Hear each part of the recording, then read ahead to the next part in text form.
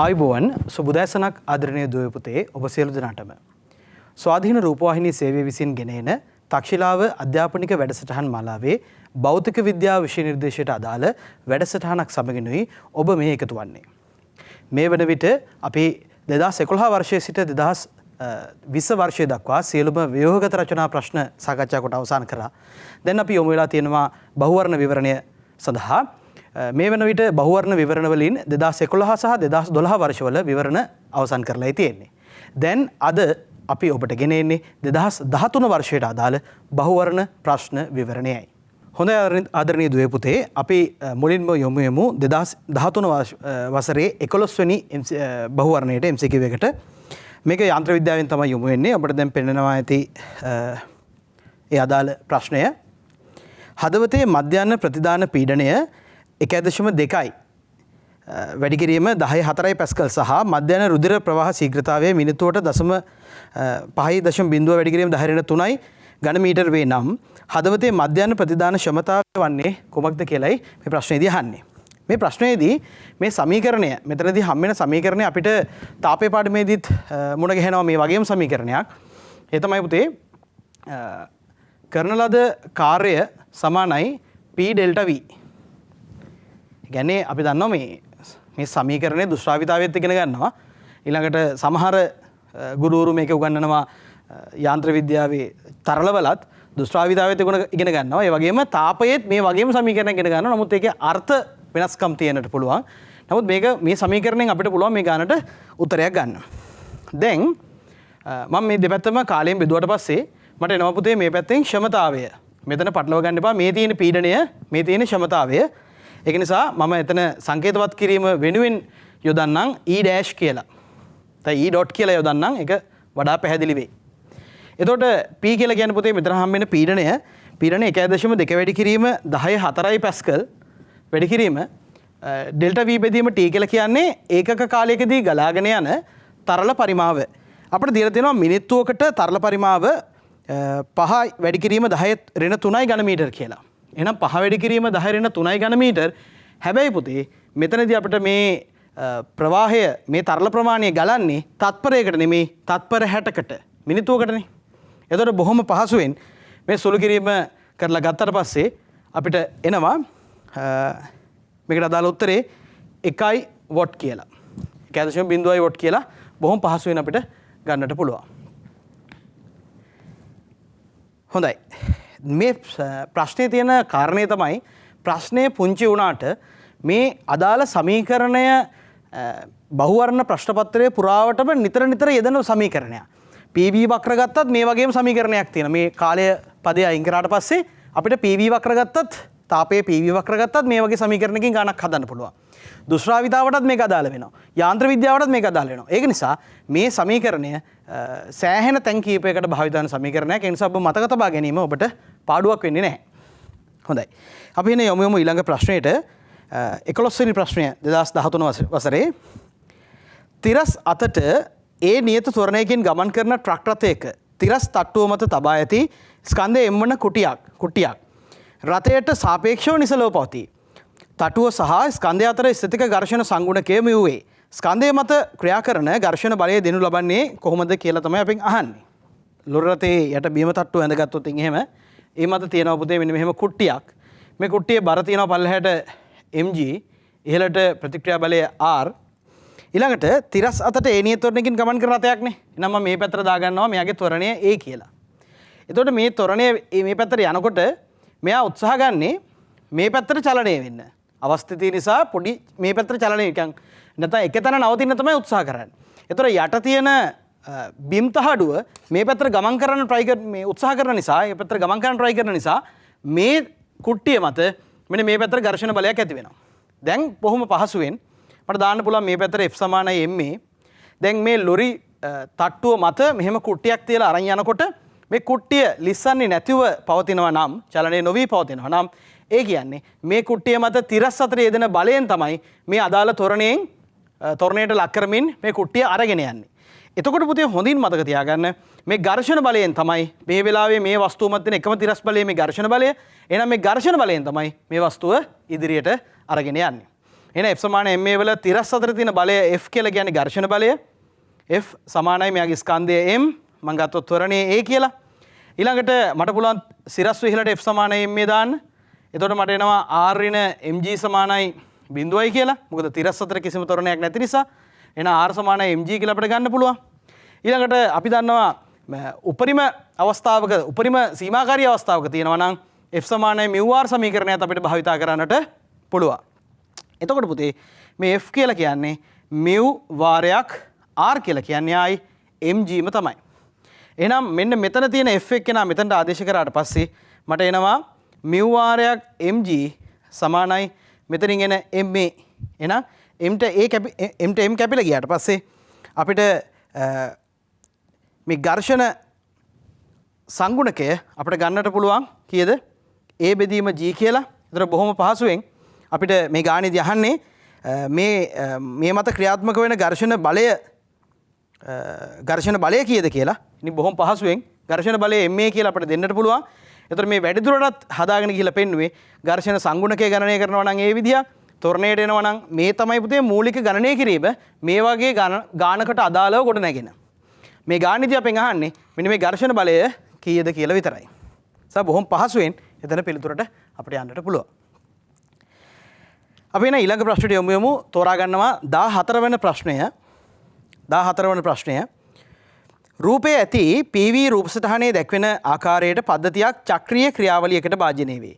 A සිට B දක්වා සහ B සිට C දක්වා පද්ධතිය මගින් සිදු කරන ලද කාර්යයන් පිළිවෙලින් කොහොමද කියලා යහන්නේ.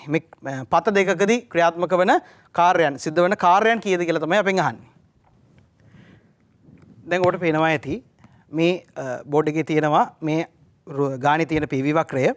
අපෙන් අහන්නේ පුතේ AB සහ A සිට B සහ B සිට C. දැන් A සිට B කියන ප්‍රස්ථාරයට අදාළව මේ රේඛාවට අදාළව කෙරිච්ච කාර්යය මම මේ බෝඩ් එකේ සලකුණු කරොත් එහෙම මෙන්න මේ පාට කරන ලද වර්ගඵලය තමයි ඒකට අදාළ වෙන්නේ. ඒ රේඛාවත් පරිමාක්ෂයත් අතර පවතින වර්ගඵලය. එතන මේ වර්ගඵලය අපිට බොහොම පහසුවෙන් හොයන්නට පුළුවන්. මේක ත්‍රැපීසියමක්. එහෙනම් මේක භාගයේ වාරයක් සමාන්තර පාද දෙකේ දිග එකතුව මේ තියෙන සමාන්තර පාදයේ පළවෙනි සමාන්තර පාදය. ඒකේ අපිට දිග එනවා 6 වැඩි කිරීම 10 5යි. ඊළඟ සමාන්තර පාදයේ මෙන්න මේක මෙතන ඉඳන් මේ අක්ෂය දක්වා මෙනවා. එතකොට පුතේ අපිට එනවා 4 වැඩි කිරීම 10 5ක් වැඩි කිරීම මේ පාද දෙක අතර ලම්බක දුර 1.2 වැඩි කිරීම 10 ඍණ 3 ඍණ 0.4 වැඩි කිරීම 10 ඍණ 3. මෙන්න මෙතනින් අපිට ওই විදිහට මේ අදාළ ප්‍රමාණය කීයද කියලා එකතු කරලා වැඩි කරලා ගන්න පුළුවන්. මේ ටික එකතු කරලා මේ ටික අඩු කරලා ඊට ටික වැඩි කරලා ගන්න පුළුවන්. එතකොට අපිට එතනින් උත්තරය එනවා පුතේ 400යි ජූල් කියලා. ඊළඟට B සිට C දක්වා. දැන් බලන්න BC කියලා කියන්නේ සිරස්ව පහළට පැමිණෙන රේඛාවක්. සිරස්ව පහළට පැමිණෙන රේඛාවකින් මේ අක්ෂයත් එක්ක කිසිම වර්ගඵලයක් හදන්නේ නැහනේ. නිකන් සරලව හිතලා බලන්න. මෙතනින් අපි ලයිට් එකක් ගැහුවොතින් එහෙම මේ ලයිට් එක නිසා මෙතන හෙවණැල්ලක් නිර්මාණය වෙන්නේ නැහනේ. මේ රේඛාවක් කිව්වම රේඛාවට වර්ගඵලයක් නැහැ. ඒතර උඩින් ලයිට් එකක් ගැහුවම කිසිම මෙතන මේ රේඛාවෙන් ආවරණය වෙන වර්ගඵලයක් හෙවණැල්ලක් වැඩ කරන්නේ නැහැ. වදින්නේ නැහැ. ඒ නිසා මේ BC ක්‍රියාවලියේ පරිමාවයේ කිසිම වෙනසක් වෙන්නේ නැහැ. පරිමාවයේ වෙනසක් සිදු නොවනවා කියන එක තේරෙන නිසා B වල ඉඳන් C දක්වා එනකොට පරිමාව 1.2 වැඩි කිරීම 10 ඍණ 3ම තමයි. එහෙනම් B වල ඉඳන් C වලට එනකොට පරිමාවයේ කිසිම වෙනසක් වෙන්නේ නැති නිසා කාර්යයක් වෙන්නේ නැහැ කියලා අපිට තර්ක කරන්න පුළුවන්. ඒ විතරක් නෙමෙයි මේකේ රූපසටහන දිහා බැලුවන් පස්සේ මේ පරිමාක්ෂයත් එක්ක කිසිම හෙවණැල්ලක් නිර්මාණය කරන්නේ නැහැ. දැන් අපි මෙතනින් මෙහෙම උඩින් ලයිට් එකක් ගැහුවොතින් එහෙම මෙන්න මේ රේඛාවෙන් සම්පූර්ණ මේ රතු පාටින් පාට කරලා තියෙන ප්‍රදේශයම ආවරණය වෙනවා. හොඳින් මතක තියාගන්න PV වක්‍රයක ප්‍රස්ථාරයත් පරිමාක්ෂයත් අතර වර්ගඵලයෙන් තමයි අදාළ කාර්යය නිරූපණය වෙන්නේ. ඒක නිසා මේ AB රේඛාවට යට තියෙන වර්ගඵලය පරිමාක්ෂය දක්වාම පැමිණිය යුතුයි. ගොඩක් දරුවෝ වරද්දලා මෙන්න මෙතනට වෙනකම් මේ DC රේඛාවට වෙනකම් ගන්නවා. ඒක වැරදි පුතේ. ඒක ඔබේ පිළිතුර ඔබේ ලකුණු අහිමි කරන තීරණයක්. ඒක නිසා A වල ඉඳන් B දක්වා එනකොට රේඛාවත් මේ අක්ෂයත් අතර සම්පූර්ණ වර්ගඵලයම ඔබ ලබා ගත යුතුයි. එහෙනම් BC රේඛාවට අදාළව කිසිම වර්ගඵලයක් නිර්මාණය වෙන්නේ නැහැ. ඒක නිසා බිඳුවයි AB කොටසට අදාළව 400 ජූල් ප්‍රමාණයක් නිරූපණය වෙනවා. අපිට නම් පුළුවන් යොමු වෙන්න ඊළඟ ප්‍රශ්නයට 15 වෙනි ප්‍රශ්නය අපි තෝරගන්නවා. ඇදි තන්තුවක් පුඩු 4ක් සහිතව කම්පණය වේ. කම්පන සංඛ්‍යාතය දෙගුණයකින් වැඩි කළ විට සෑදෙන පුඩු සංඛ්‍යාව වන්නේ. අපි දන්නවා කම්පන සංඛ්‍යාතය දෙගුණයකින් වැඩි කරාට පස්සේ පුඩු ගණන දෙකෙන් වැඩි වෙනවා. ඒක අදාළ වැඩි කරන සංඛ්‍යාවෙන් ගුණණයෙන් ගුණ වෙන විදිහට වැඩි වෙනවා. ඒක නිසා බොහොම පහසුවෙන් ඒකට ගන්න පුළුවන් පිළිතුර 8 කියලා. මේ වගේ පොඩි පුංචි දේවල් ගොඩක් දරුවෝ මිස් කර ගන්න නිසා, දන්නේ නැති නිසා තමයි මේ වගේ දේවල් මේ තැන්වලදී සාකච්ඡා කරන්න පුතේ. සාමාන්‍යයෙන් ඇදි තන්තුවක කම්පන සංඛ්‍යාතය දෙගුණයක් කරනකොට ඒකේ පුඩු සංඛ්‍යාව දෙගුණකින් වැඩි වෙනවා. ඒක බොහොම පහසුවෙන් අපිට පිළිතුරක් වශයෙන් තෝරලා ගන්න පුළුවන්. ඊළඟට අපි යොමු 19 වෙනි ප්‍රශ්නයට. රූපේ දැක්වෙන පරිදි ශ්‍රාවකණත්වයේ බී වූ කඩදාසිය තුළට යොමු වූ චුම්බක ක්ෂේත්‍රයක ඇති ඝර්ෂණය රහිත තිරස් සමාන්තර පීල්ලක් මත ස්කන්ධයේ M සහ දිග L වූ ලෝහ දණ්ඩක් තබා ඇත. පීල්ල සන්නායකයක් වන අතර පෙන්වා ඇති පරිදි R අගයක් සහිත ප්‍රතිරෝධකයක් පීල්ලට සම්බන්ධ කර ඇත. දණ්ඩ පෙන්වා ඇති පරිදි V0 ආරම්භක ප්‍රවේගයක් ලබා දී නිදහස් කළහොත් V0 හි දිශාව ගමන් කිරීම ආරම්භන්නේ කුමන තොරණයකින්ද කියලා තමයි අපෙන් අහන්නේ. හොඳයි. ඔබට දැන් පේනවා ඇති මේ අදාළ රූප සටහන. මේ රූප සටහනට අනුව මෙන්න මේ රාමුව අචලයි. ඒක සෙලවෙන්නට විදිහක් නැහැ. මෙන්න මේ දණ්ඩ V0 ප්‍රවේගයෙන් මේ පැත්තට චලනය වෙනවා. මේ දණ්ඩ V0 ප්‍රවේගයෙන් මෙහෙට චලනය වෙනවා. එතකොට ඒ කියන්නේ වැඩේ පටන් ගන්නකොට ආරම්භ වෙනකොට V0 ප්‍රවේගයක් අපි දීලා තියෙනවා. එතකොට මේ V0 ප්‍රවේගයක් දීලා තියෙනවා නම් අපි දන්නවා මේ දණ්ඩ චලනය වෙන්නේ මෙන්න මේ තියෙන ශ්‍රාව රේඛා මේ කතිර වලින් මේ බෝඩ් එකෙන් ඇතුළට තියෙන ශ්‍රාව රේඛා කපාගෙන ශ්‍රාව රේඛා කපාගෙන ඡේදනය කරගෙන යම්කිසි දණ්ඩක් සන්නායක දණ්ඩක් චලනය වෙනවා නම් අනිවාර්යෙන්ම ඒ සන්නායකයේ දෙකලවර විද්‍යුත් ගාමක බලයක් එහෙම නැත්නම් සරලව කියනවා නම් වෝල්ටේජ් එකක් කරන්ට් එකක් ජනනය වෙනවා. ඒක නිසා මෙන්න මේ දණ්ඩ මේ ශ්‍රාව රේඛා කපාගෙන යනකොට මෙයාගේ දෙකලවර ප්‍රේරණය වන ජනනය වන විද්‍යුත් ගාමක බලය E සමානයි BLV කියලා අපිට ගන්නට පුළුවන්. එතකොට BLV මේක ලම්බක නිසා BLVම ගන්න පුළුවන්. නැත්නම් BLV sin θ තමයි සාධාරණ සූත්‍රය. නමුත් අපිට ලම්බක නිසා BLVම ගන්න පුළුවන්. මෙතනදී මේ චලනය වන ප්‍රවේගය V0 නිසා BLV0 කියලා ගන්න පුළුවන්. මෙතන capital L. හොඳයි. දැන් මේක තමයි පොතේ මම ඔකේ ඍණ ලකුණ සැලකුවේ නැහැ. මෙතනදී මොකද මේ ඍණ ලකුණෙන් මට මෙතනට එච්චර ප්‍රයෝජනයක් නැති නිසා. දැන් මම මෙතනට දානවා සුරත් නියමය මේ ජනනය වන විද්‍යුත් ගාමක බලයේ දිශාව හොයාගන්න විදිහ. දැන් ඔබට පෙන්වන්නට පුළුවන් මේ ජනනය වන විද්‍යුත් ගාමක බලයේ දිශාව අපි ශ්‍රාව රේඛා අල්ලට වැටෙන්න තියාගත්තොත් දකුණු අත අරගෙන දකුණු අතේ අල්ලට ශ්‍රාව රේඛා වැටෙන්න තියාගෙන මහපට ඇඟිල්ල යොමු කරොත් චලනය වන දිශාවට දකුණු අතේ මෙහෙම අල්ල අරගෙන මේ අල්ලට ශ්‍රාව රේඛා වැටෙන්න තියාගෙන මේ මහපට ඇඟිල්ල තිබ්බොත් අදාළ දණ්ඩ චලනය වන දිශාවට අපිට මෙන්න මේ ඇඟිලි සමූහයෙන්ම පෙන්වන්නේ මේ ඉතිරි ඇඟිලි හතරෙන්ම පෙන්වන්නේ ප්‍රේරිත විද්‍යුත් ගාමක බලයේ දිශාව. දැන් පුතේ අපිට පැහැදිලි වෙනවා මේ බෝඩ් එකෙන් ඇතුළට තමයි මේ ශ්‍රාව රේඛා තියෙන්නේ. එතකොට මම දකුණු අතේ අල්ල තියාගන්නවා මේ ශ්‍රාව රේඛා වැටෙන්න. ඊළඟට මහපට ඇඟිල්ල තියාගන්නවා චලනය වන දිශාවට. එතකොට මට පේනවා මගේ ඉතිරි ඇඟිලි යොමු වෙලා තියෙන්නේ මෙහෙම උඩ අතට. ඒ කියන්නේ ප්‍රේරිත විද්‍යුත් ගාමක බලයේ දිශාව මෙන්න මේ පැත්තට තියෙන්නේ. දැන් මොකද වෙන්නේ? මේ පැත්තට මෙහෙම ධාරාවක් යනවා.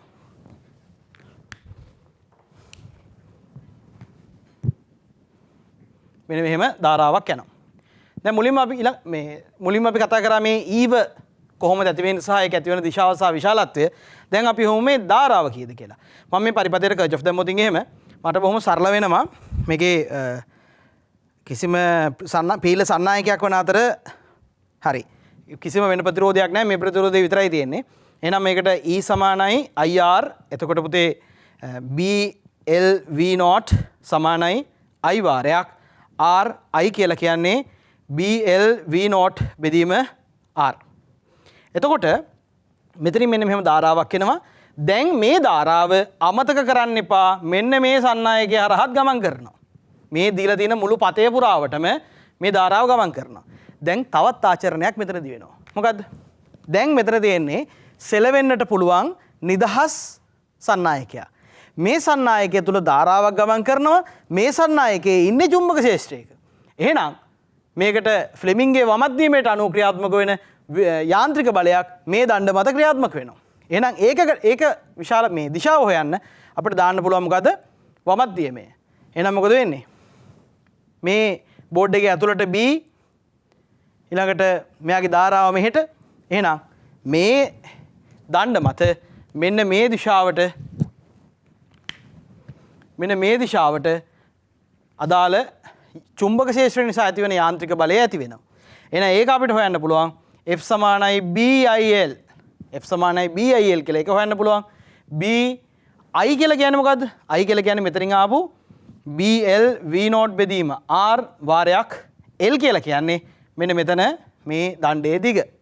දැන් මෙන්න මේක තමයි මේ දණ්ඩ මත ක්‍රියාත්මක වෙන යාන්ත්‍රික බලය. එහෙනම් පුතේ V0 කියලා ආරම්භක ප්‍රවේගයක් සහිතව මේ දණ්ඩ චලනය කරන්න පටන් ගත්තොත් පටන් ගන්න මොහොතේම පටන් අරන් තාම කෙටි කාලයකට පසු මෙන්න මේ F කියලා බලයක් මේ දණ්ඩ මත ක්‍රියාත්මක වෙනවා. එහෙනම් ඒ F බලය නිසා මේ දණ්ඩ දැන් මොකද වෙන්නේ? මෙහෙට චලනය වෙන්න හැදුවට එයාට මේ පැත්තට මන්දනයක් ක්‍රියාත්මක වෙනවා. ගාණි අපෙන් අහන්නේ අන්න ඒ මන්දනය කීයද කියලා. එහෙනම් මේ දණ්ඩට දානවා මේ පැත්තට F සමානයි MA. දැන් මොකද වෙන්නේ පුතේ? B වර්ගය L වර්ගය V0 බෙදීම R සමානයි කැපිටල් M වාරයක් A. එහෙනම් මෙතනින් අපිට ඒව උක්ත කරලා තියන්න පුළුවන්. කොහොමද? B වර්ගය L වර්ගය V0 බෙදීම R යට M.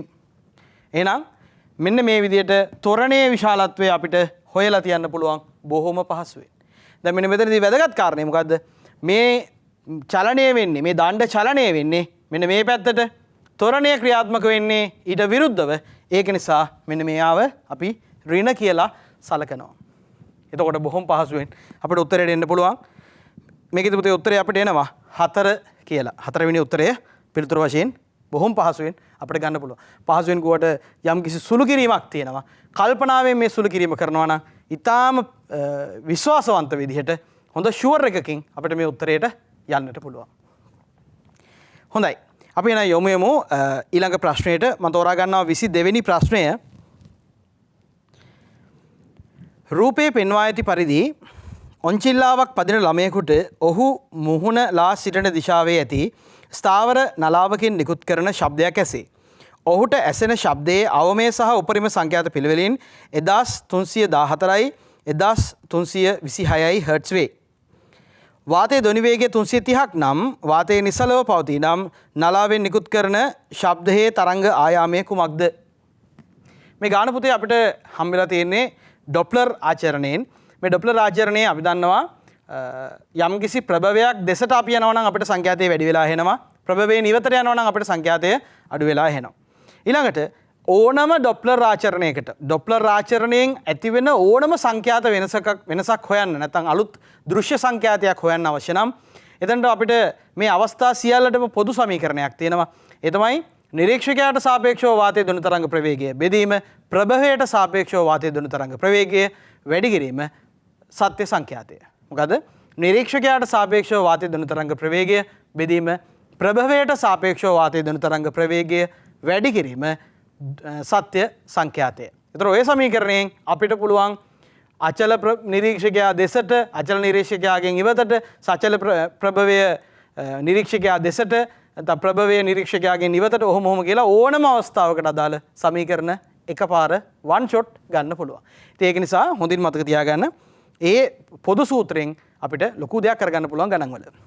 මෙන්න මේ සටහනේ පරිදි මේ ඔන්චිල්ලාව වරකදී මෙන්න මේ ප්‍රභවයේ දෙසට යනවා. තව වෙලාවකදී මේ ප්‍රභවයෙන් ඉවතට ගමන් කරනවා. එතකොට මේ ප්‍රභවයෙන් දෙසට යන වෙලාවටයි ඉවතට යන වෙලාවටයි තමයි ඔය කියන උපරිම සංඛ්‍යාතයයි අවම සංඛ්‍යාතයයි එන්නේ.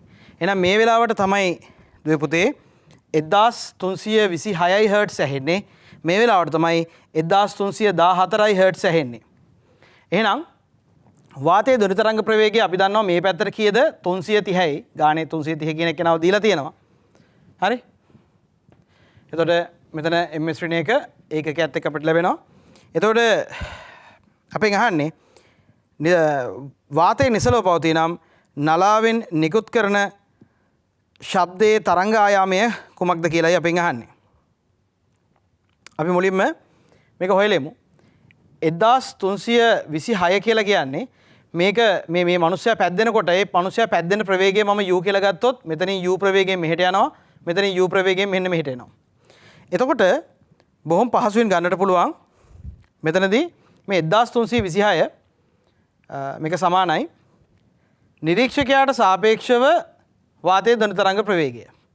එතකොට මෙතන එනවා 330 ධන u බෙදීම 330. ඇයි දෙන්න මුණට මුණ නෙන්නේ 330 ධන u බෙදීම 330 වැඩි කිරීම සත්‍ය සංඛ්‍යාතය. ඊළඟට 1326 සමාන 1314 ඊළඟ අවස්ථාවට අදාළව ගත්තොත් එහෙම එයා ඉවතට යන්නේ. ඒක නිසා 330 ඍණ u බෙදීම 330 වාරයක් f naught. මේ සමීකරණ දෙක බෙදුවා නම් අපිට පුළුවන් u හොයාගන්න. නැත්නම් මේ සමීකරණ දෙකෙන් u ඉවත් කළා අපිට පුළුවන් ඕනනම් f naught හොයාගන්න. එතකොට පුතේ ඔතනින් අපි ඔය f naught හොයාගෙන කීයක් හරි අගයෙන් අපිට හොයන්න පුළුවන්. ඊට පස්සේ අපිට පුළුවන් v සමානයි f lambda දාලා මොකද 330 සමානයි මෙතනින් ආපු f naught වාරයක් lambda සමීකරණය දාලා එතකොට දැන් f naught උත් අපි දන්නවා 330 කොහොමද දන්නවා. එහෙනම් lambda සමානයි 330 බෙදීම f naught කියලා මේ නොදන්නා සංඛ්‍යාතය නොදන්නා තරංග ආයාමය පහසුවෙන් සොයා ගන්න. ඒක නිසා ඒතර අපිට ඔය විදිහට හෙව්වට පස්සේ උත්තරය 25 සෙන්ටිමීටර් කියලා ලැබෙනවා. අපි ඊළඟට තෝරා ගන්නවා 2013 වසරේ 24 වෙනි බහුවර්ණ ප්‍රශ්නය MCQ එක. නිසි පරිදි සකසා ඇති වර්ණාවලි මානයක ප්‍රිස්ම මේසය මත ප්‍රිස්මයක් තබා ඇත. නිසි පරිදි සකසා ඇති. විශාල පතන කෝණයකින් පටන්ගෙන කුඩා කෝණ දෙසට ප්‍රිස්ම මේසයේ කරකවමින් දීප්තිමත් කරන ලද සමාන්තරකයේ දික්සිදුරෙහි වර්තිත ප්‍රතිබිම්බය නිරීක්ෂණය කරනු ලැබේ. ප්‍රිස්ම මේසය කරකවන විට වෙන්නේ මොකක්ද කියලායි අපෙන් අහන්නේ. බොහෝම සීරුවෙන් අපි කියවමු මේ උත්තර පහ. නිරන්තරව අපගමන කෝණය අඩුවන දිශාවට ප්‍රතිබිම්බය ගමන් කරයි. බලමු. නිරන්තරව අපගමන කෝණය වැඩි වන දිශාවට ප්‍රතිබිම්බය ගමන් කරයි.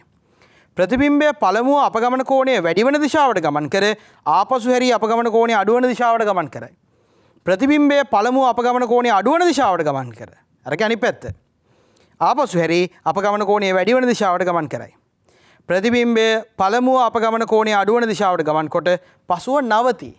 දැන් මේක සාමාන්‍යයෙන් ප්‍රශ්න සාකච්ඡා කරලා තියෙන දරුවෙක් පොඩ්ඩක් කල්පනාවෙන් බැලුවොත් එහෙම සාමාන්‍යයෙන් යම් ප්‍රශ්න පේපර් ටිකක් කරලා ටයිමින් වලට පේපර්ස් ටිකක් කරලා ටිකක් හුරුවක් තියෙන දරුවෙක් මේක දිහා බැලුවොත් එහෙම මේකේ උත්තරේ 3 හෝ 4 කියන එක යම් අවබෝධයක් සහිත දරුවෙක්ට ගන්න පුළුවන්. හේතුව තමයි අපි දන්නවා මේ අවම අපගමන කෝණය හොයන ප්‍රැක්ටිකල් එකේදී ඔය ප්‍රිස්ම මේසය කරකවනකොට අනිවාර්යයෙන් මොකද වෙන්නේ? ඔය දික්සිදුරේ ප්‍රතිබිම්බය එක පැත්තකට ගමන් කරමින් තිබිලා ටක් ගාලා අනිත් පැත්ත හැරලා ආපස්සට ගමන් කරනවා. ඒ කියන්නේ මේ දිශාව වෙනස් වෙනවා. දැන් බලන්න 1 2 සහ 5 කියන උත්තර තුනේම තියෙන්නේ ආපසු හැරෙන කතන්දරයක් නැහැනේ.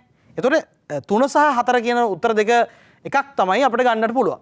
ටක් ගාලා මෙතන ෆිල්ටර් කරලා අර තුනම අයින් කරලා දැම්මා.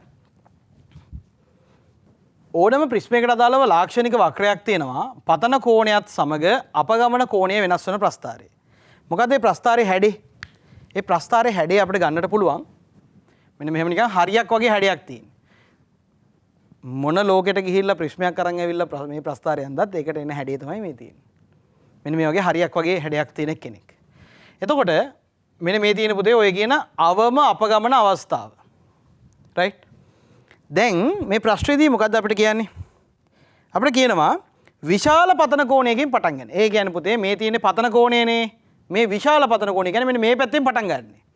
විශාල පතන කෝණයකින් පටන්ගෙන පතන කෝණය අඩුවන දිශාවට ගේනවලු. පතන කෝණය අඩුවන දිශාවට ගේනකොට මොකද වෙන්නේ? අපිට පේන්නේ මෙන්න මෙතන මේ dව ක්‍රමයෙන් අඩු වෙනවා වගේ. මේ පතන කෝණය විශාල පතන කෝණයකින් පටන් අරගෙන ටික අඩු කරනකොට මෙන්න මේ d අපගමන කෝණය මොකද වෙන්නේ පුතේ? ටික අඩු වෙනවා. අඩු වෙලා අවම අපගමන අවස්ථාවේදී අනිත් පැත්ත හැරලා ආයි වැඩි වෙන පැත්තට යන්න ඕන. දැන් ඉතින් උත්තරයක් කියන්න දෙයක් නැහැ නේද? උත්තර ටික බැලුවට පස්සේ දැන් ඔබට ආයි උත්තර ටික බලන්න පුළුවන් නම් ප්‍රශ්න පත්‍රයේ 4 වෙනි වාක්‍ය දිහා බලන්න. ප්‍රතිබිම්බය පළමුව අපගමන කෝණය අඩුවන දිශාවට ගමන් කර ආපසු හැරි අපගමන කෝණය වැඩි වෙන දිශාවට ගමන් කරයි. දැන් බලන්න මේ ප්‍රශ්න සාකච්ඡා කරනකොට මේක තියරි තොගයක් දැනගෙන හිටියා කියලා සිද්ධාන්ත මිටියක් දැනගෙන හිටියා කියලා ප්‍රයෝජනයක් නැහැ. විභාග කිරීමේ පළපුරුද්ද විභාග කිරීමේ කලාව ඔබ හුරු වෙලා තියෙන්නට ඕන. ඒ කලාව තමයි පුතේ ටච් කරලා තියෙන්න ඕන. දැන් බලන්න මේ ප්‍රශ්නේ කරද්දී මේ ප්‍රස්තාරයෙන් මුලින්ම එන්නේ නැතුව වැඩේ ලේසි පළවෙනි 1 2 සහ 5 කියන පිළිතුරු ටික ෆිල්ටර් කරලා අයින් කරලා දාන එක. ඉතුරු වෙන්නේ 3 4 විතරයි. 3 4න් අපි මේ ප්‍රශ්නෙට ගිහිල්ලා මේ ප්‍රස්තාරයට ගිහිල්ලා ප්‍රස්තාරයේ වෙන මේ අපගමන පතන කෝණය අඩු වෙනකොට අපගමන කෝණය අඩු වෙලා වැඩි වෙනවා කියන තර්කයෙන් අපිට ටක් ගාලා උත්තරයට යන්න පුළුවන්. ඉතින් ඒක නිසා මේ විභාග කිරීමේ කලාවට හුරු කරන්න තමයි අපි මේ වැඩසටහන් මාලාවම ඔබට ගෙනෙන්නේ. හොඳයි. අපි යමු ඊළඟ ප්‍රශ්නෙට. 26 වෙනි ප්‍රශ්නය මේ යාන්ත්‍ර විද්‍යාව පාඩමෙන් මේක ලැබෙන්නේ.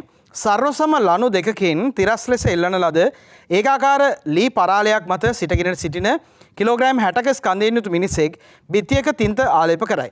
පරාලයේ ස්කන්ධය කිලෝග්‍රෑම් 20කි.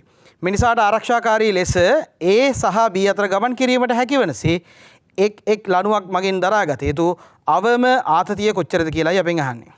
අවම ආතති බලය කොච්චරද කියලායි අහන්නේ. හොඳයි. දැන් ඔබට පේනවා මෙන්න මේ විදිහට මේ පරාලය තන්තු දෙකකින් එල්ලලා තියෙනකොට මේ පරාලයේ බර අපිට ස්කන්ධය දීලා තියෙනවා කිලෝග්‍රෑම් 20යි කියලා. ඒ කියන්නේ නිව්ටන් අපි කිලෝග්‍රෑම් වලින් නිව්ටන් වලින් ගමුකෝ 200ක් තියෙනවා. මෙන්න මැදින් 200ක් තියෙනවා පල්ලෙහාට. එතන මිනිස්සයා කොහේ හෝ තැනක ඉන්නවා නම් මේ වගේ තැනක් අපි ගත්තොත් එහෙම මේ මිනිස්සයාගේ බර තියෙනවා පුතේ පල්ලෙහාට කිලෝග්‍රෑම් 60ක් ඒ කියන්නේ නිව්ටන් වලින් 600ක්. ඉහළට ප්‍රතික්‍රියා බලය තියෙනවා. මේ මිනිස්සයා කොහෙටවත් චලනය වෙන්නේ නැති නිසා මේ R 600ට සමානයි. එහෙනම් මේ මිනිස්සයා විසින් පරාලය මත පහළට ප්‍රතික්‍රියා බලයක් ඇති කරනවා. ඒකත් 600යි.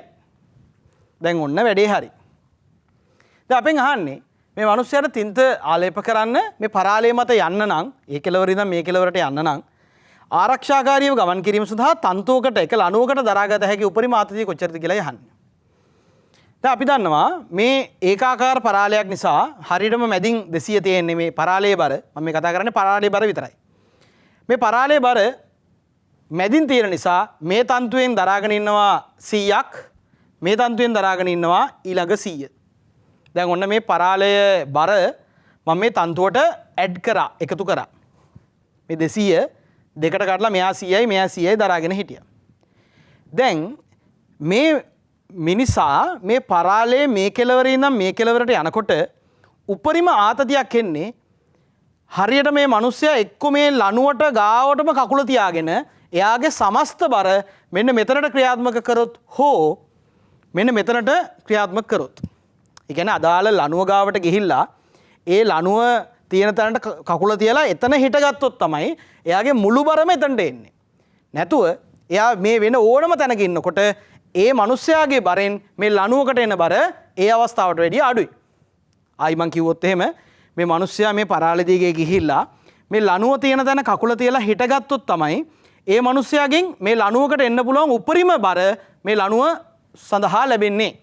එහෙම නොවි මේ ඕනම තැනක ඉන්නකොට මෙන්න මෙතන කකුල තියාගෙන මෙතනින් බර දෙනවට වඩා මේ ඕනම තැනක ඉන්නකොට මේ ලණුවට දැනෙන ඒ මිනිස්යාගෙන් දැනෙන කොටස අඩුයි.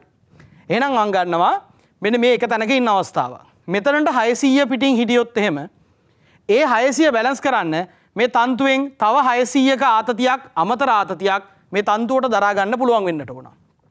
එහෙනම් මේ තන්තුවකට මේ පරාලයේ 200න් 100ක් දරා ගන්න පුළුවන් වෙන්නත් ඕන. මේ මිනිස්යාගේ සමස්ත ස්කන්ධයම නැත්නම් සමස්ත බරම මේ තන්තුවට මේ පරාලයට ලණුවට සමාන පරාලය නෙමෙයි ලණුවට දරා ගන්නට පුළුවන් වෙන්නට ඕන. එහෙනම් මුළු අගය 600 100යි 700යි. බොහොම පහසුවෙන් උත්තරයට යන්න පුළුවන්. හොඳයි. අපි එහෙනම් යමු 31 වෙනි ප්‍රශ්නයට.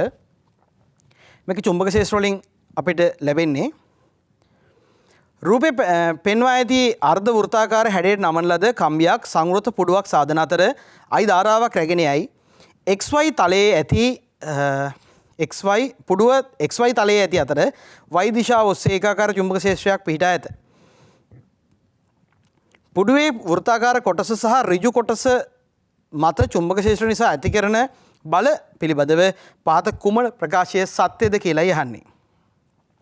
හොඳයි දැන් ඔබට පේනවා මෙන්න මේ රූප සටහන මේ රූප සටහනේ මේක කොටස් දෙකකට වෙන් කරගමු මෙන්න මේ ඍජු කොටස සහ මේ වටේට තියෙන අර්ධ වෘත්තාකාර කොටස මේ රූප සටහනේ ප්‍රශ්නේ රූප සටහනට ගියොත් එහෙම ප්‍රශ්නෙට ගියොත් එහෙම එතන කෙලිම වගුවේම වෙන්කොට දීලා තියෙනවා වෘත්තාකාර කොටස මත බලයයි ඍජු කොටස මත බලයයි වෙන වෙනම අපිට දීලා තියෙනවා දැන් එහෙනම් බලමු කොහොමද මේගොල්ලෝ මත බල අපි ගන්නෙ කියලා දැන් බලන්න ඍජු කොටස මත බලය ටක් ගාලා ගන්න පුළුවන් අපිට කොහොමද ගන්න මෙතන දානවා මේ ධාරාව ගෙන යන සන්නායකයක් F සමානයි BIL සමීකරණයෙන් මේකේ දිශාව ගන්න පුතේ වමත් නියමෙන් දැන් ඔන්න FBI මේක F මේක B මේක I දැන් මේ චුම්බක ක්ෂේත්‍රය තියෙන්නේ මෙහෙම උඩ අතට එතන චුම්බක ක්ෂේත්‍රයේ පැත්තට මම B ව තියාගත්තා ධාරාව පැත්තට මෙන්න මෙහෙම ධාරාව ගමන් කරන්නේ මේ දිශාවටනේ ඒ නිසා ඒ දිශාවට මම තියාගත්තා මගේ මැදගිල්ල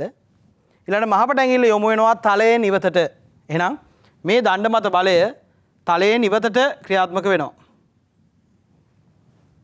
දැන් මේ වක්‍ර කොටස මත බලය ගන්න එක තමයි පොඩි අවුලකට තියෙන්නේ වක්‍ර කොටස මත මෙන්න මෙතනදී ඔබට පේනවාද හරියට මෙන්න මේ එන එක්කෙනා මෙහින් යන ශ්‍රාව රේඛාවට ලම්බකව කැපෙනවා කියලා මෙන්න මෙතනදී එහෙනම් මට පුළුවන් මෙන්න මෙතනදී ගන්න දැන් බලන්න කිසිම වෙනසක් නැහැ එක පවතින එකම වෙනස තමයි මේ කොටස මත මේ පැත්තට ධාරාව යන්නේ මේ කොටස මත ධාරාව යන්නේ ඊට විරුද්ධව ඒක නිසා ඉතින් අපිට බලය අනිත් පැත්තට තියෙනවා කියලා ටක් ගාලා ගන්න පුළුවන්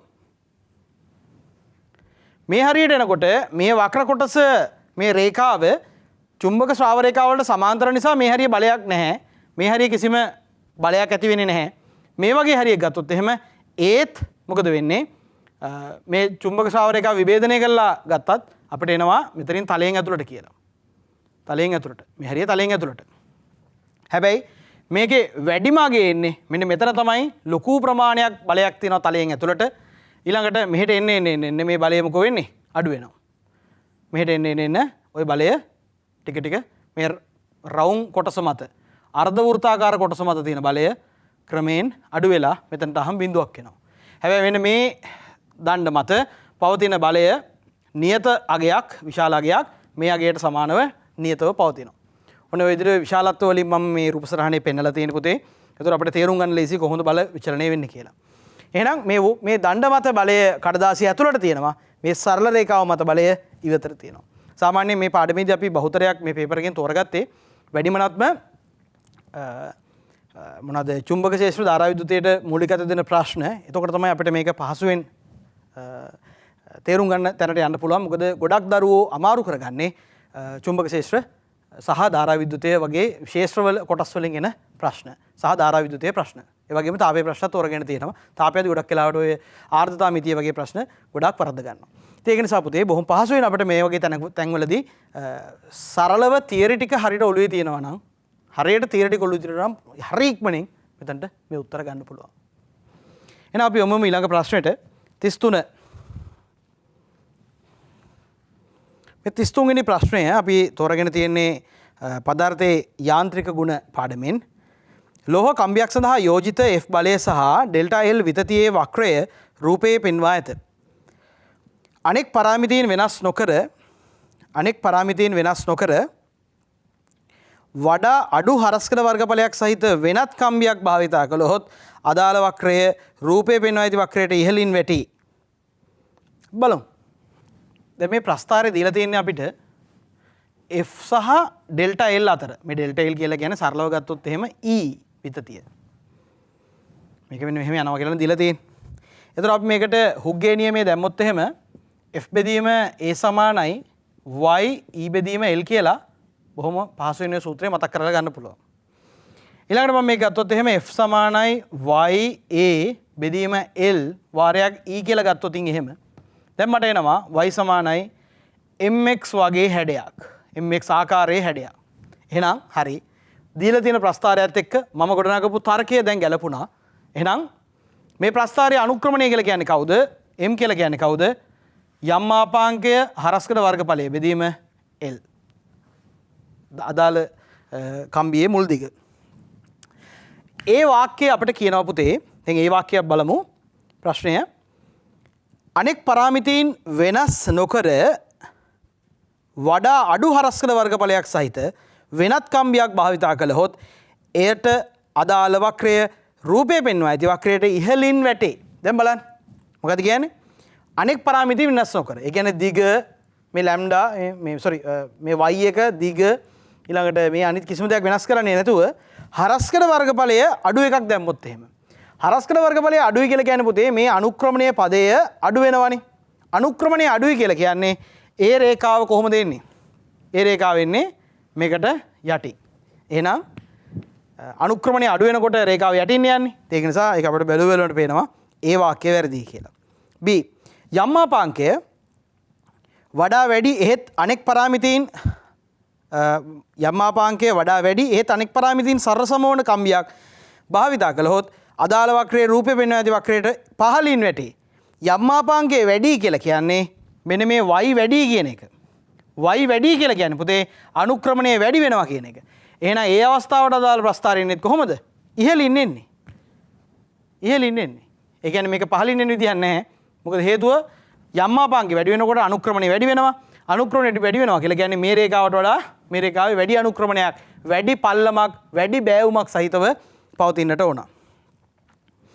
ඊළඟට C අනෙක් පරාමිතීන් වෙනස් නොකර වඩා වැඩි දිගක් සහිත කම්බියක් භාවිතා කළහොත් එයට අදාළ වක්‍රය රූපය පෙන්වා ඇති වක්‍රයට පහළින් වැටේ. හරි. දැන් බලන්න මෙතන මේ ආරම්භක දිගනේ L කියලා කියන්නේ. එහෙනම් L වඩා වැඩි වුණොත් එහෙම මේකේ හරය වැඩි වෙනවා පුතේ. හරය වැඩි වුණොත් මේ පදය බෙදිලා එන සංඛ්‍යාවේ අඩු වෙනවා. එහෙනම් m අඩු වෙනවා. m අඩුයි කියලා කියන්නේ බොහොම පහසුවෙන් අපිට අනුක්‍රමණයේ අඩු රේඛාවක් පවතිනවා කියලා ගන්න පුළුවන්. ඒ අනුව සත්‍ය වෙන්නේ C වාක්‍ය පමණයි. හොඳයි. අපිට යොමු වෙන්නට පුළුවන් 34 වෙනි ප්‍රශ්නෙට. ධාරා විද්‍යුතයේ පාඩමෙන් රූපේ පෙන්වා ඇති වෝල්ට් මීටරයේහි එක අග්‍රයක් B ලක්ෂයකට සම්බන්ධ කර ඇත. ඉංග්‍රීසි අකුරු මගින් සලකුණු කර ඇති අනෙක් සෑම ලක්ෂයක්ම වෝල්ටීයතාවයේ වෝල්ට් මීටර නිදහස් අග්‍රය එම ලක්ෂ වලට සම්බන්ධ කිරීමෙන් මිනිය හොත් වෝල්ට් මීටරය මගින් දක්වන පාඨාංකයනට තිබිය හැකි අගයන්ගේ විශාලත්වය විය හැක්කේ මොකක්ද කියලායි අපෙන් අහන්නේ. මේ රූපසරණට අනුව මුලින්ම මේ වෝල්ට් මීටර පාඨාංකය කියලා කියන්නේ කෙලින්ම වෝල්ට් මීටරයක පාඨාංකය කියලා කියන්නේ පුතේ විභවයක් නෙමෙයි විභව අන්තරයක් තමයි මැනෙන්නේ. දැන් අපි හිතමු මේ වෝල්ට් මීටරයේ මේ නිදහස් අග්‍රය කියලා මෙන්න මේ ඒට සම්බන්ධ කරා කියලා. ඒට සම්බන්ධ කරොත් මේ වෝල්ට් මීටරයේ මනින්නේ මේ 50 අවට පවතින දෙපැස පවතින විභව අන්තරය. මෙයාව ගෙනල්ලා මේ ඊට සම්බන්ධ කරොත් මේ වෝල්ට් මීටරයේ මනින්නේ මෙන්න මේ 100 අවට පවතින විභව අන්තරය. එහෙනම් මෙතනදී වැදගත් වෙන කාරණේ තමයි අපි මුලින්ම මේ එක් ස්ථානවලට වෝල්ට් මීටරයේ නිදහස් අග්‍රය සම්බන්ධ කරාට පස්සේ ඒ ප්‍රතිරෝධ දෙපස පවතින විභව අන්තරය හොයාගන්න ඕන ඔක්කොටම කලින්. දැන් අපිට පැහැදිලි මේ දෙන 12යි වෝල්ට් කියන කෙනා බෙදෙනවා ප්‍රධාන ප්‍රතිරෝධ කීපයකට. මේ 50ට කොටසක් බෙදලා යනවා. ඊළඟට මේ BE අතරට කොටසක් බෙදලා යනවා. ඊළඟට FE අතරට කොටසක් බෙදලා යනවා. දැන් මේ BE අතර ගත්තට පස්සේ පුතේ 100 ඉන්නවා, මෙතන 50 ඉන්නවා, මෙන්න මෙතන 50 ඉන්නවා. එතකොට මට පුළුවන් මේ පරිපතය පොඩ්ඩක් ඌණණය කරලා රෙඩියුස් කරලා ඇඳ ගන්න කොහොමද? මෙන්න මේ විදිහට. මෙතන 50යි. ඔබට පේනවා මේ 50යි මෙන්න මේ 50යි ශ්‍රේණිගතයි. ඒ කියන්නේ මේ 50යි මේ 50යි 100යි. එතකොට ඒ 100යි මේ 100යි සමාන්තරගතයි. සමාන්තරගත සමාන දෙන්නෙක් ඉන්නවා නම් එක ප්‍රතිරෝධයකගේ ඒ අදාළ ප්‍රතිරෝධ ගාණයෙන් බෙදුවා නම් උත්තරය එනවා. මෙතනින් 100ක් ආවා මේ 100ක් ඉන්නවා 100යි 100යි දෙකෙන් බෙදුනම මෙතන අගයත් 50යි. එතන මෙතන අගයත් 50යි. දැන් ඔබට පේනවා මේ 12යි වෝල්ට් කියන කෙනාව සමානව බෙදෙනවා පුතේ ප්‍රතිරෝධ තුනක් ඉන්නේ. සමාන ප්‍රතිරෝධ තුනක් ඉන්නේ. එහෙනම් මේ 12යි වෝල්ට් සමානව බෙදෙනවා අදාළ ප්‍රතිරෝධ වලට. අපි 12යි වෝල්ට් තුනෙන් බෙදුනාට පස්සේ කීයද? තුනෙන් බෙදුනම 4යිනේ. එහෙනම් මෙන්න මෙතනට 4ක් එනවා. මේ දෙකලවරට 4ක් එනවා. මේ දෙකලවරට 4ක් එනවා. හොඳින් බලන්න. ඔන්නෝමයි 4 4 එන්නේ. ඒ කියන්නේ මෙතනයි මෙතනයි අතර කීයද? 4යි. මෙතනයි මෙතනයි අතර 4යි. මෙතනයි මෙතනයි අතර 4යි. දැන් බලන්න මෙන්න මේ B සහ E අතර පවතින විභවාන්තරය 4යි. මේ 4 තමයි මේ 58යි මේ 58යි වෙන් වෙන්නේ. එහෙනම් මේ 50ට යනවා දෙකක්, මේ 50ට එනවා දෙකක්. දැන් අපි බලමු කොහෙටද බලමු මේ වෝල්ට් මීටරය සම්බන්ධ කරන්නේ. අපිට කියන්නේ මොකද්ද? මේ දීලා තියෙන නිදහස් අග්‍රය එම ලක්ෂ වලට සම්බන්ධ කිරීමෙන් මිනිහොත් පාඨාංක වලට තිබෙන්න පුළුවන් විශාලත්වයන් මොනවද කියලා යහන්නේ. දැන් අපි හිතමු A වලට සම්බන්ධ කරා කියලා. එහෙනම් A වලට සම්බන්ධ කරොත් මේ කියන 4 තමයි මේ වෝල්ට්මීටරේ පාඨාංකය. E වලට සම්බන්ධ කරොත් 4. හරි. ඊළඟට අපි ගත්තොත් එහෙම D වලට සම්බන්ධ කරොත් එහෙම D සහ C වල විභවය සමානයි. ඒ කියන්නේ මෙන්න මෙතන ඉන්න දෙක තමයි කියවන්නේ. ඊළඟට මේ F වලට සම්බන්ධ කරොත් එහෙම F කියලා කියන්නේ මෙන්න මෙතනනේ. එහෙනම් F වලට සම්බන්ධ කරොත් මේ 4යි මේ 4යි 8ක් කියවනවා. මේ 4යි මේ 4යි 8ක් කියවනවා. මොකද ඒකාග්‍රයක් තියෙන්නේ මෙතන වෝල්ට්මීටරේ. මෙහෙම වෝල්ට්මීටරය අරගෙන මෙන්න මෙතන සම්බන්ධ කරොත් එහෙම මේ 4ත් අහු වෙනවා මේ 4ත් අහු වෙනවා. ඒතර 8ක් වෙනවා. එහෙනම් කියවන්න පුළුවන් අගයන් අතර 4 තියෙනවා 2 තියෙනවා 8 තියෙනවා. ඔන්න ඔය කියන අගයන් තමයි මේ ඕනම ලක්ෂයකට සම්බන්ධ කරාම වෝල්ට්මීටරේ පාඨාංකය විය හැක්කේ. ඒ වුණාට පස්සේ 2 4 8 තුන්වෙනි පිළිතුර අපිට අවසාන පිළිතුර වශයෙන් තෝරා ගන්නට පුළුවන්. 36 වෙනි ප්‍රශ්නයට අපි යමු. මේක අපිට හම්බෙන්න පුතේ සාපේක්ෂ ආර්ද්‍රතාවයෙන් මේක තාම වැදගත් ගොඩක් දරුවෝ හදාගන්න බැරුව හිර වෙන ප්‍රශ්නයක්. කාමර උෂ්ණත්වයේදී θ නෝට් හි v පරිමාවක් සහිත වසන ලද කාමරයකට ආරම්භක සාපේක්ෂ ආර්ද්‍රතාවය x වේ. ඉන්පසු මෙම කාමරයේ උෂ්ණත්වය සහ සාපේක්ෂ ආර්ද්‍රතාවයේ පිළිවෙලින් θ1 සහ y දක්වා y සමීකරණයක් මගින් අඩු කරනු ලැබේ. θ නෝට් θ1ට අදාළ තුෂාරාංගවලදී වාතයේ නිරපේක්ෂ ආර්ද්‍රතා පිළිවෙලින් A1 සහ A නෝට් සහ A1 නම් y සමීකරණය මගින් ඉවත් කරන ලද ජල වාෂ්ප ස්කන්ධය. දැන් මේ ප්‍රශ්නයට අදාළ සම්බන්ධ නෑදෑකමක් දක්වන මීට වැඩිය සැර ප්‍රශ්නයක් තියෙනවා. 1986 42 වෙනි MCQ එක. ඒක ඉතාම වැදගත්. ඒ ප්‍රශ්නේ තමයි මෙතෙක් කාලයකට විභාගයට ආපු අමාරුම සාපේක්ෂ ආර්ද්‍රතාව MCQ එක. මේ ගාන හදලා පුතේ ඒ ගාන ඔයගොල්ලෝ ගෙදරදී උත්සාහ කරන්න. ඒතර ඔයගොල්ලන් හොඳ අත්දැකීමක් මේ සම්බන්ධව ලැබේ. අපිට කියනවා කාමර උෂ්ණත්වයේ θ නෝට් හිදී v පරිමාවක්. මේ v පරිමාවක් වසන ලද කාමරයක සහිත වසන ලද කාමරයකට ආරම්භක සාපේක්ෂ ආර්ද්‍රතාවය x ලු. ආරම්භකයක් කෙනා x. ඉන්පසු මෙම කාමරයේ තුෂාරාංකය උෂ්ණත්වය සහ සාපේක්ෂ ආර්ද්‍රතාව පිළිවෙලින් θ1 සහ y දක්වා y සමීකරණය මගින් අඩු කරනවා. එහෙනම් දැන් මොකද වෙන්නේ? මෙයාගේ උෂ්ණත්වය θ1 වෙනකන් ගේනවා සාපේක්ෂ ආර්ද්‍රතාවය y වෙනකන් ගේනවා. හරි? රයිට්. මෙයාගේ ආරම්භක උෂ්ණත්වය θ නෝට් කියලා දැන් දීලා තියෙනවා. y සමීකරණයක් මගින් ඉවතට යම් ප්‍රමාණයක් ඉවත් කරනවානේ. එහෙනම් ඔය ඉවත් කරපු ස්කන්ධය තමයි මේ m කියලා මම අරන් තියෙන්නේ. දැන් මෙතන මම හිතුවොත් එහෙම m නෝට් කියලා ප්‍රමාණයක් තිබ්බ කියලා. දැන් මෙතන තියෙන පුතේ m නෝට් ඍණ m ප්‍රමාණයක්. m නෝට් ඍණ m ප්‍රමාණයක් මොකද y සමීකරණයේ යම්කිසි ජල වාෂ්ප ස්කන්ධයක් එළියට ඉවත් කරලායි තියෙන්නේ. දැන් අපිට තව දත්ත දෙකක් දීලා තියෙනවා. ඒවා අමතක කරන්න එපා. විශේෂයෙන්ම සාපේක්ෂ ආර්ද්‍රතාවවල ගණන්වල අනවශ්‍ය දත්ත දෙන්නේ නැහැ. අත්‍යවශ්‍ය දත්ත තමයි සියල්ල තියෙන්නේ. ඒක නිසා හොඳ සිහිබුද්ධියෙන් මේ ප්‍රශ්න කියවන්න. ඊටාම වැදගත් මේ දත්ත. අපිට දීලා තියෙනවා θ1 නෝට් සහ θ1ට අදාළ තුෂාරාංකවලදී. අන්න වචනේ තුෂාරාංකවලදී. පුතේ තුෂාරාංකවලදී අපි දන්නවා පද්ධතිය සන්තුෂ්ටයි. එහෙනම් θ නෝට් උෂ්ණත්වයට අදාළ සන්තුෂ්ත අවස්ථාවේදී අර තුෂාරාංකය කියන වචනේ අයින් කරා සන්තුෂ්ත කියන වචනේ සන්තුෂ්ත අවස්ථාවේදී නිරපේක්ෂ ආර්ද්‍රතාවයේ පිළිවෙලින් A නෝට් ලු θ1 වලට අදාළ තුෂාරාංකයේදී ඒක අයින් කරලා එතනට දාගත්ත සන්තුෂ්තයි කියන වචනේ θ1 උෂ්ණත්වයට අදාළ සන්තුෂ්ත අවස්ථාවේදී නිරපේක්ෂ ආර්ද්‍රතාවය A1 කියලා අපිට ගානේ දීලා තියෙනවා. රයිට්. මම එහෙනම් මෙන්න මේ x සඳහා ප්‍රකාශනයක් ලියනවා. අපි දන්නවා සාපේක්ෂ ආර්ද්‍රතාව කියලා කියන්නේ පවතින ජල වාෂ්ප ස්කන්ධය බෙදනවා ඒ වෙලාවේ තියෙන්න පුළුවන් උපරිම ප්‍රමාණයෙන්. දැන් පුතේ මේ පවතින ජල වාෂ්ප ස්කන්ධය ලියන්නේ නැතිව මේ සාපේක්ෂ ආර්ද්‍රතාවය අපිට ලියන්න පුළුවන් නිරපේක්ෂ ආර්ද්‍රතාව ඇසුරින්. කොහොමද නිරපේක්ෂ ආර්ද්‍රතාව ඇසුරින් ලියන්නේ? මම මුලින්ම ලියනවා අදාළ ස්කන්ධ ඇසුරෙන් කොහොමද මෙයාව ලියන්නේ කියලා. වැඩි කිරීම 100. මම මේ සමීකරණයේ උඩයි යටයි දෙකම බෙදනවා පුතේ පරිමාවෙන්. දැන් මෙතනින් එනවා මේ වෙලාවේ නිරපේක්ෂ ආර්ද්‍රතාව බෙදීම මේ වෙලාවේ සන්තුෂ්ත නිරපේක්ෂ ආර්ද්‍රතාව වැඩි කිරීම 100. ඒකට තමයි පුතේ මෙන්න මෙතන මේ A නෝට්ව දීලා තියෙන්නේ. එහෙනම් A නෝට්ව මෙතන දාන්න පුළුවන්. එහෙනම් මම මෙතනින් ගන්නවා x සමානයි මේ A කියලා කියන්නේ මේ වෙලාවේ තියෙන ස්කන්ධය බෙදනවා පරිමාවෙන්. මේක A නෝට් විදියටම තියෙනවා. මේක 100යි. දැන් මට මෙතනින් m නෝට් උක්ත කරන්න ගන්න පුළුවන් x A නෝට් බෙදීම 100 වැඩි කිරීම v කියලා m නෝට් සඳහා මට ප්‍රකාශනයක් එනවා. දැන් මම මෙන්න මෙතන y ට ප්‍රකාශනයක් ලිව්වොත් එහෙම y සමානයි m නෝට් ඍණ m බෙදීම ms θ1 වැඩි කිරීම 100 කියලා සාමාන්‍ය අපි දන්න කියන ප්‍රකාශනය ලියන්න පුළුවන්. දැන් මේකේ උඩයි යටයි දෙකම පරිමාවෙන් බෙදනවා.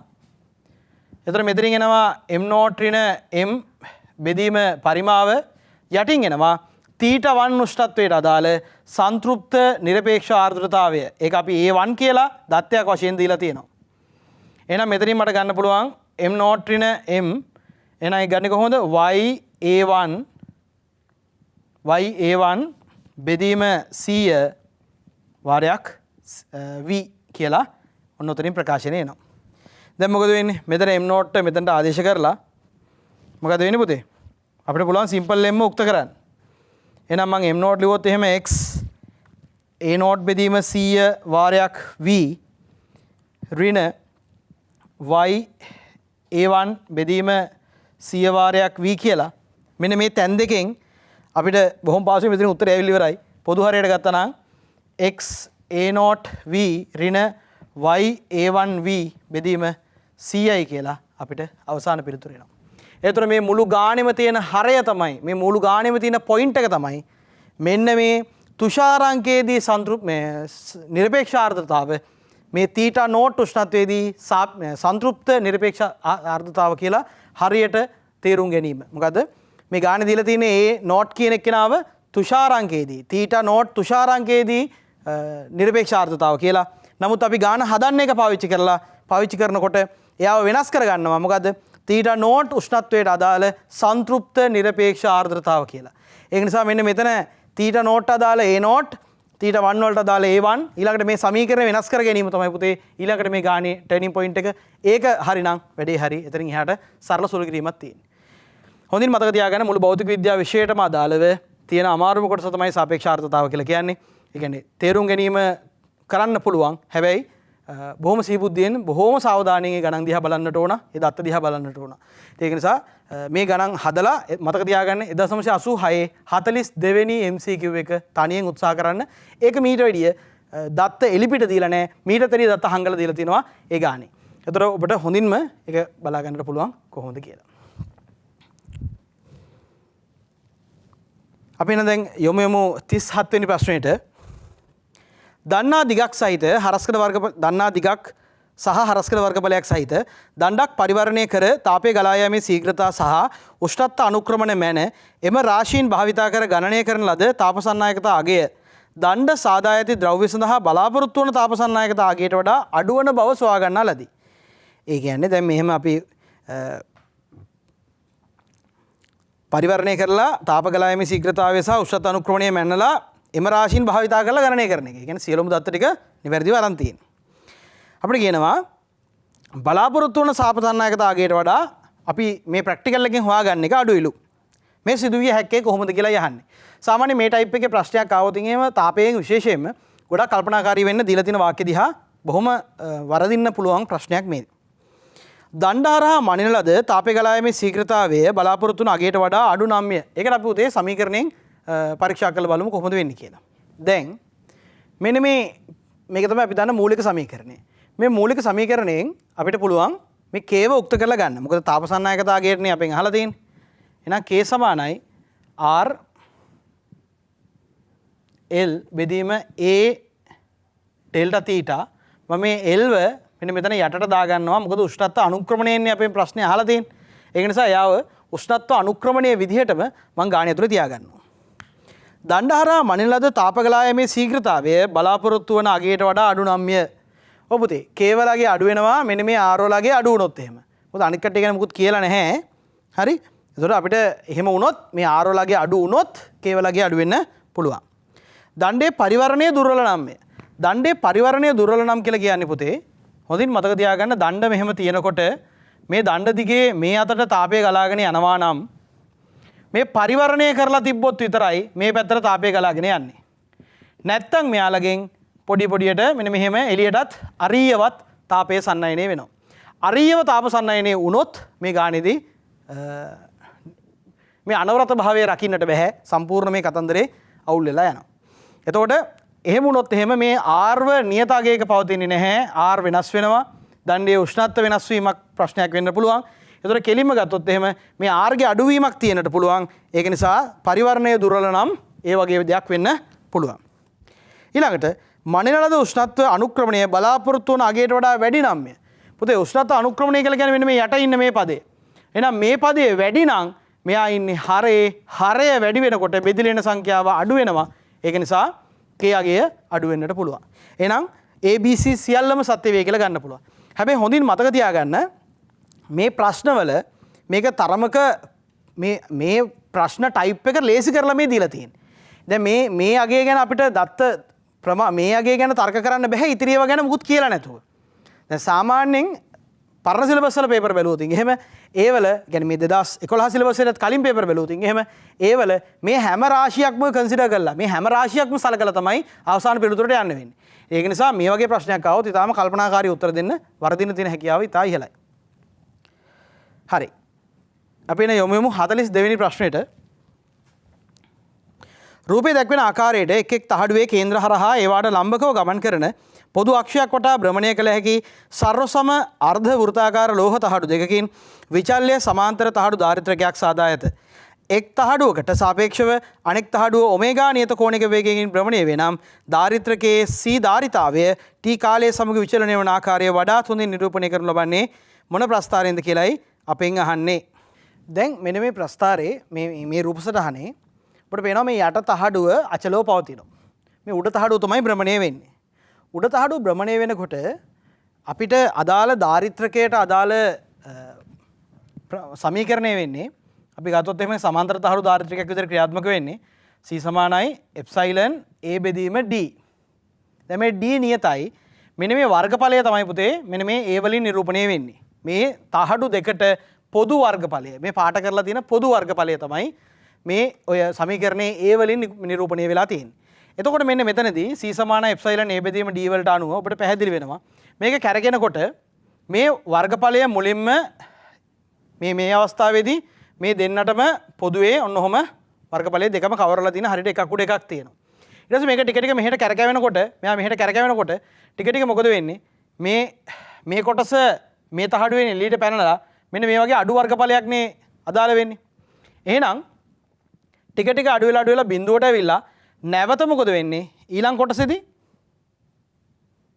ඔහොම තියෙද්දි මෙන්න මෙතනින් ඔය විදිහට අලුත් මෙන්න මේ පැත්තෙන් අලුතෙන් ආයි පොදු වර්ගඵලයක් නිර්මාණය වෙනවා.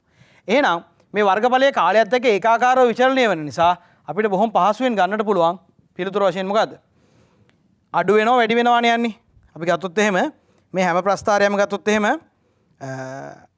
බිඳුව ගොඩක් ඒවා බිඳුවේ පටන් ගන්නවා විදිහට දීලා තියෙන්නේ තුන්වෙනි ප්‍රස්ථාරයේ විතරයි වැඩි අගයකින් පටන් ගන්න. ඒක ගැටලුවක් වෙන්නේ නැහැ මෙතනදී. එයා වක්‍රයක් වන නිසා තුන්වෙනි ප්‍රස්ථාරය අපිට ඉවත් කරන්නට පුළුවන්. ඒතර බලන්න මේ අගයෙන් අපි හිතමු මේ අගය පැනලා ගිහිල්ලා හරියටම එක අර්ධයක් ඔන්න ඔහොම තියෙනවා අනිත් අර්ධය ඔන්න ඔහොම තියෙනවා කියලා හිතන්නකෝ. ඒතර කිසිම පොදු වර්ගඵලයක් නැහැ. එහෙනම් බිඳුවයි. ඊට පස්සේ මොකද වෙන්නේ? ටික මෙහෙම කැරකි පොදු වර්ගඵල නිර්මාණය කරලා පොඩ වැඩි වෙලා උපරිමයට එනවා. ඊට පස්සේ ආයි අඩු වෙනවා. ආයි වැඩි වෙනවා. ආයි අඩු වෙනවා. ඔන්න ඔහොම සරල රේඛාවක මේ ධාරණාවය අඩු වැඩි වෙවි ගමන් කරනවා. සඵල ධාරණාවය ඒ විදිහට වැඩි වෙනවා. මොකද මේ C සඵල ධාරණාවේ A කියන පදයේ ඉන්නේ ලවයේ නිසා මේක y සමාන mx ආකාරයට තමයි කාලයත් එක්ක විචලනය වෙන්නේ. ඒතර අපිට බොහොම පහසුවෙන් එතන පිළිතුර පස්වෙනි පිළිතුර කියලා සලකන්නට පුළුවන්. හොඳයි ආදරණීය දුවේ පුතේ මේ වන විට අපි 2013 වර්ෂයේ සැලකිය යුතු ප්‍රශ්න සංඛ්‍යාවක් සාකච්ඡාකට අවසන් කරා විවරණය කරා තාපය ධාරා විද්‍යුතය චුම්බක ක්ෂේත්‍ර ස්ථිති විද්‍යුතය යාන්ත්‍ර විද්‍යාව වගේ වැදගත් පාඩම් සමූහයකින් ප්‍රශ්න සමූහයක් සාකච්ඡා කොට අවසන් කරා මම හිතනවා ඔබට හොඳ අත්දැකීමක් ලැබෙන්නට ඇති මේ ප්‍රශ්න සියල්ලම සහ මීට සාකච්ඡා නොකරපු අනිත් ප්‍රශ්නද සහිතව සියලුම අංග සම්පූර්ණ ප්‍රශ්න පත්‍රයක් ඔබට භාගත කරගන්නට පුළුවන් www.itn.lk/takshilaව වෙබ් ලිපිනයට ගිහිල්ලා ඒ වගේම මේ සියලුම වැඩසටහන් takshilaව වැඩසටහන් ඔබට නැවත නරඹන්නට පුළුවන් itn.srilanka.2.0 YouTube channel මගින්. ඒක නිසා ආදරණීය දුවේ පුතේ නැවතත් මෙවැනිම වැඩසටහනකින් අපි ඔබව හමු වෙනතුරු අදට අපි ඔබෙන් සමු ගන්නවා. ඔබට සුබ දවසක්. ආයුබෝවන්.